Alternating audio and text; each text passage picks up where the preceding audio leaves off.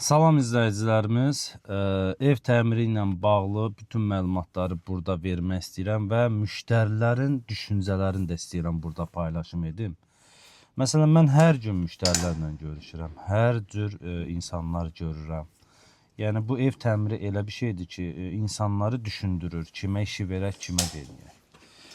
Müştərilərimin belə bir səhvləri var, düşüncələri var. Yəni deyir ki, keyfiyyətli təmir olsun, peşəkar xidmətləri olsun, amma ucuz olsun. Bilirsiniz ki, belə bir halda təmir etdirənlər heç vaxt düzgün düşüncələrlə yaşamır. Çünki bu düşüncələr insanların çoxunun yolunu azdırır. Yəni biz ucuz bir şirkət tapaq və yaxud da ki, ucuz bir qrupda tapaq ki, verək onlara bizim üçün evi keyfiyyətli təmir etsinlər, amma ucuz olsun. Bu mümkün deyil də. Yəni belə deyək, maşın alırsan, deyək ki 10 minə, satırsan 7 minə. Yəni qiyməti ölür. Ev təmiri elədir ki, materialları alırsan və ildən ilə bahalaşma gedir, ucuzlaşma getmir. Mənzillər də elədir. Yəni hər mənzil satıb mənzil alanda, mənzili satanda ucuz satırsan, alanda gedib baha alırsan. Elə bir bazardır ki, bu ev təmiri ilə bağlı olan bütün materiallarımız hamısı qiymətləri günü-gündən qalxmaqla məşğuldur. Yəni günü-gündən qalxır.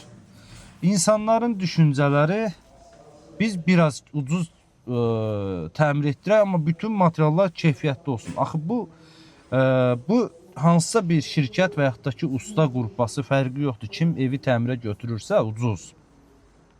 Bu mümkün deyil də. Bu mümkün deyil ki, sənin evini keyfiyyətli təmir eləsin.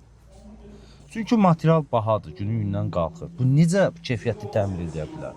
Bu elə bir təmir eləməlidir ki, insanların cibinə uyğun olaraq hərəkət etməlidirlər və həmən pulun miqdarında materiallar alınmalıdır və ustaların haqları ödənməlidir. Yəni bunların rasxodları çoxdur. Bunlar nə etməlidir? Bütün materialları gedib ucuz almalıdır və yaxud da ki ucuz danışır. Sonra müştəriyə deyir ki, mən bu materialı alıram, siz üstünə pul qoymalısınız, əgər istəyirsinizsə. Üstünə pul qoyun, gedin parket alın. Və yaxud da ki, gedin kabelin ən yaxşısını alın.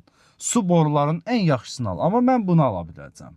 Çünki danışdığı qiymət odur, ucuz. Amma müştəri başı çıxmır axı materiallardan, həqiqətən başları çıxmır. Mən görürəm də, müştərilər görürəm, birinci dəfə də ev təmir etdirmək istəyir.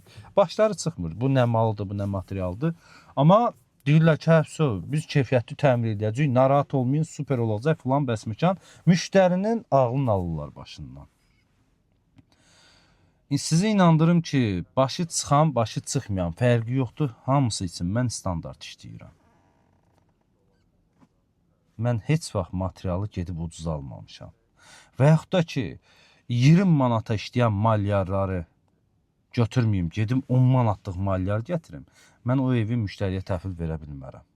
Yəni mən o insafsızlığı eləyə bilmərəm. Çünki mən ideal şəkildə ev təmir edirəm. Mən işimdə belə deyək, hansısa bir işdə xoşum gəlməyən iş olsa, mən onu ustalara təzədən düzəltdirirəm. Ustaya təzədən pul ödəyirəm. Licbonu düzəlt ver mənə. Qazancım az olsun, heç qalmasın, amma müştəri məndən narazı olmamalıdır. Yəni mən belə üstünlük verirəm işlərə. Məsələn, elə bu gün biri ilə görüşdüm.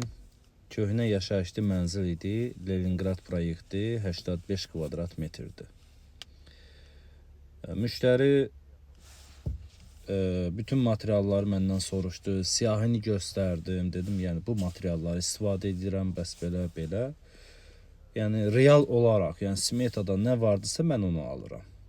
Həqiqətən mən dəyişmirəm smetanı. Əgər müştəri dəyişərsə, daha yüksək qiymətlərlə nəsə hansısa material alarsa olar. Amma mən orta materialları istifadə edirəm. Yəni 2011-ci ildən mən bu materialları alıram. Hələ heç bir evdə bir zəng eləməyiblər ki, bəs mənim evimi su bası və yaxud da ki problemlər yaranıb. Yoxdur belə bir müştəri. Yəni sağ olsun, hamısı da yaşayır, Allah xeyirlərini versin. 85 kvadratlıq mənzili mən 35 min manata dedim. söküntüsü, təmiri, materialı, ustalığı. Yəni hamısı daxil olmaq şərti ilə modern üslubda. Amma müştəri biraz bahadır dedi. Daha ucuz variantını axtarır. Hələ də axtarır. Nə demək istəyirəm? Yəni daha ucuz işləyənlərə axtarırsınızsa, bilin ki, ucuz materiallar mütləq şəkildə almalıdır. Yəni mən 35 min demişəmsə, deyək ki, bu axtarıb tapacaq 30 min ya və yaxud da ki 32 min, orada 4-5 min fərqi yaradacaq. Amma 4-5 minə görə siz niyə evinizi keyfiyyətsiz eləməlisiniz? Mümkün deyil ha. Yəni gedib hansısa bir usta qrupası və yaxud da şirkət geçsin, bahalı material alsın, müştərini razı salsın, özü qazanması, bunu eləmək mümkündür. Bu mütləq şəkildədir ki, bu qazanmalıdır. Mən məsələn üçün düşünürəm ki, bir mənzildən 4000-5000 pul qazanc olsa mənə bəs eləyir. Yəni mən belə işləyirəm. Artıq pula üstünlük vermirəm. Yəni naşükürlük eləmirəm. Real olaraq mən bu müştərilərə fikirlərimi bildirirəm, amma yanlışa doğru gedirlər. Yenə də məsləhət sizin əlbəttə ki.